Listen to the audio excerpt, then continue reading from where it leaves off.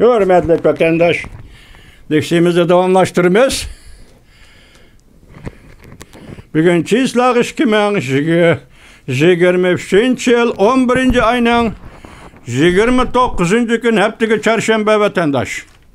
Endi başlayotgandek Praga yig'ini qatnashgan olimlarning tizimligini aytib, mushu munosabat bilan mening blogim yoki mening kanalimdagi barliq Uyg'ur anglayotgan Uyg'ur birlikda biz bu kishilarga rahmat aytamiz vatandoshim.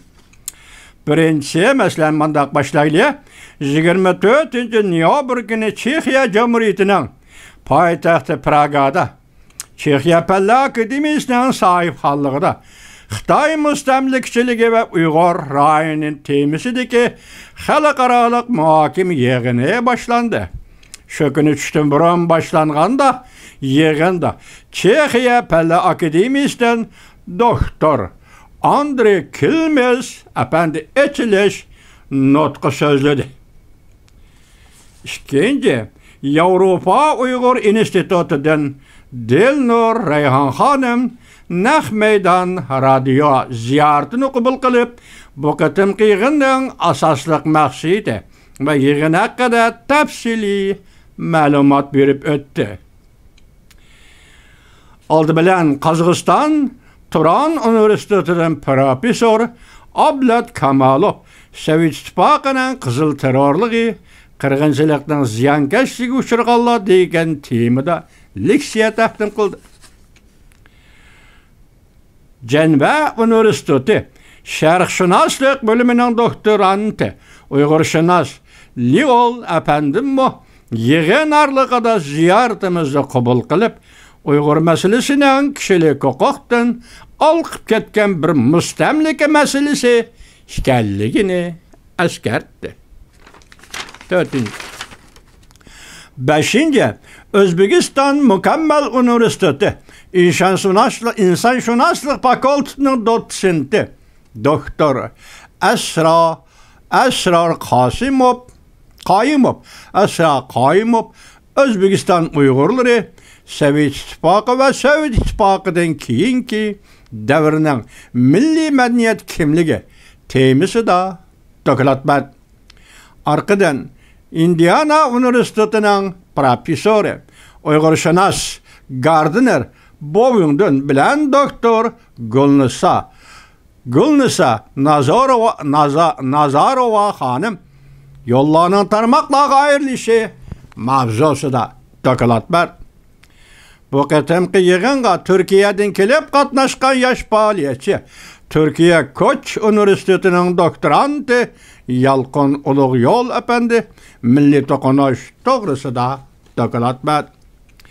24 noyabrdan 26 noyabrgacha 2 kun davom qilgan bu yig'in Chexiya Fanlar Akademiyasi, Sharqshunoslik instituti, Yevropa Uyg'ur instituti, Cenva Üniversiteti, Sharqiy Osiyo tadqiqot bo'limi qatorliq o'rinlar birlashib tashkilliga yig'in bo'lib, bu qatimqi yig'inga Uyg'urshunoslar, tarixchilar va mustamlikchilik masalalari bilan shug'ullanayotgan mutaxassislar qatnashdi.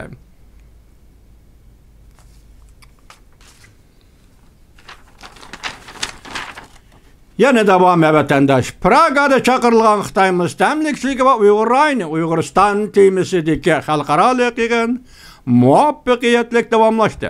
Mavzuli xabar 11 ayning 25 kuni Erkin Osiyo radiosi Uyg'ur til gruppasida e'lon qilindi. Xabarning avtori ixtiyoriy muxbir Habibullah Izchi.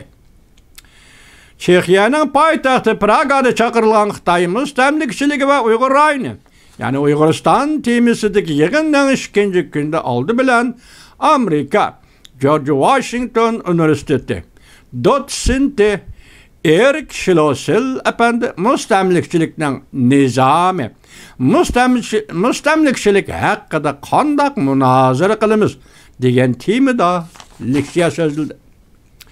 Erik Schlossel bu leksiyada mustamlikchilikning ta'biri haqida mundaq deydi. Mustamlikchilik tajovuzchilik, huquq va boylik manbasini talashish ko'rishi bo'lib, Birinchidan o iqtisod va siyosiy sürkülüşlerden keltirib chiqardi. Mustamlikchilar yerli xalqning haq-huquqlarini rad qildi.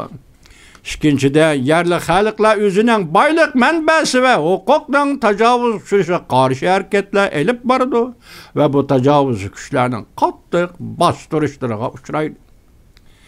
Arkadan sözge çıkan Avustralya Monash Üniversitesi Xitoy tadqiqot oliy lektori Xitoy tadqiqoti oliy lektori Kevin Kariko Xitoy millatchiligi va mustamlikchiligi mavzusidagi leksiyani so'zladi.